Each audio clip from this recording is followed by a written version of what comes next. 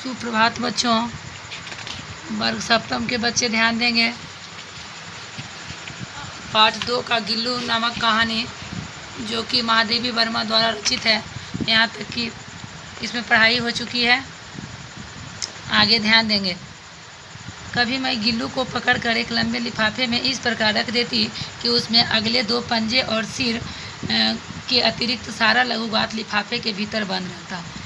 महादेवी वर्मा लेखिका कह रही है कि कभी कभी गिल्लू को एक लंबे लिफाफे में बंद करके रख देती और उसका 2 अगला पंजा जो है वो बाहर रहता और उसका पूरा सारा जो शरीर है लघुगात यानी छोटा शरीर लिफाफे के अंदर रहता।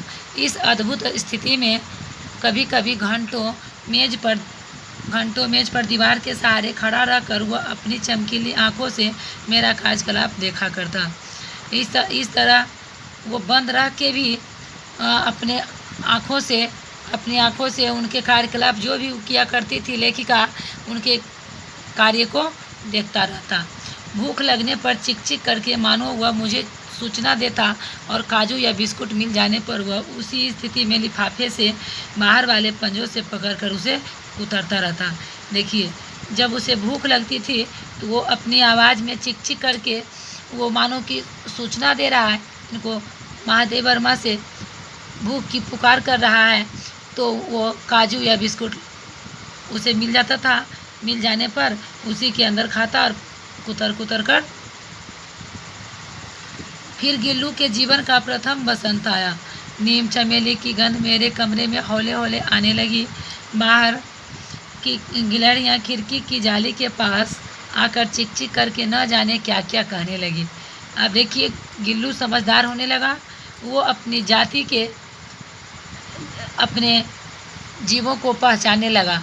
तो चिक चिक की आवाज़ में से और बाहर के भी गिलहरी वहाँ आने शुरू कर दिए और मिलने लगे मित्र की तरह। गिल्लू को जाली के पास बैठकर अपनेपन से बाहर झांकते देख मुझे लगा कि इसे मुक्त करना आवश्यक है। देखिए, गिल्लू वहाँ से बाहर से और सारे गिलहरी आते थे तो उसे धीरे धीरे दोस्ती होने लगी। उसके मनोभाव को लेखिका समझने लगी, गिल्लू के मनोभाव को समझने लगी। लेखिका को लगा कि लेखिका जब इस दृश्य को देखी तो उन्हें लगा कि इसे मुक्त कर देना ही, मतलब जो पिंजरे में बंद है उसे मुक्त करना ही आवश्यक है। मैंने किले निकालकर जाली का एक कोना खोल दिया और इस मार्ग से गिल्लू ने बाहर जाने का सचमुच ही मुक्ति की सांस ली।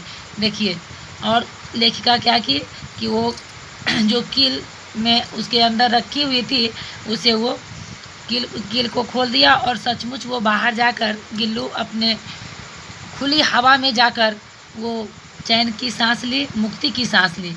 चाहे वो जितने सुख सुविधा में रहे, कोई भी जीव जंतु किसी के बंधन में रहना नहीं चाहता। वो प्यार का भूखा है, बंधन का नहीं। इतने छोटे जीव को घर में पले कुत्ते बिल्लियों से बचाना भी एक समस्या ही थी। सही बात है, सच बात है कि छोटे जीव पर बार बार इस पर निगरानी करना अति आवश्यक है। आवश्यक कागज पत्रों के कारण मेरे बाहर जाने का कमरा बंद ही रहता है। मेरे कॉलेज से लौटने पर जैसे ही कमरा खोला गया और मैंने भीतर पैर रखा, वैसे ही गिल्लू अपने जाली के द्वार से भीतर आकर मेरे पैर से सिर और सिर से पैर तक दौड़ लगाने लगा। देखिए, गिल्लू अभी भी लेखिका से उतना ही प्यार करता है। बाहर लेखिका ने इसे आज़ाद भी कर दी, फिर भी ये इन्हें भूल नहीं पाता है। गिल्लू जब भी लेखिका को देखता था कि वो घर में प्रवेश कर गई तो ये इनके सामने आकर और सिर से पैर तक इधर से उधर दौड़ लगाना शुरू करता था।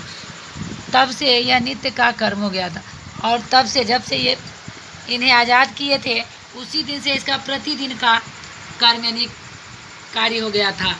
मेरे कमरे से बाहर जाने पर गिल्लू भी खिड़की की खुली जाली की राह बाहर चला जाता और दिन भर गिलहरियों के झुंड का नेता बना हर डाल पर उछलता कूदता रहता और ठीक 4 बजे वह खिड़की से भीतर आकर अपने झूले में झूलने लगता।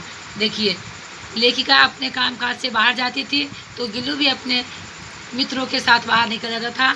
और जब लेखिका ठीक उसका टाइम, लेखिका का आने का टाइम फिक्स था, वो ठीक 4 बजे फिर आ जाता था और उसी रास्ता से आ जाता था और आकर और फिर झूले में झूलने लगता था।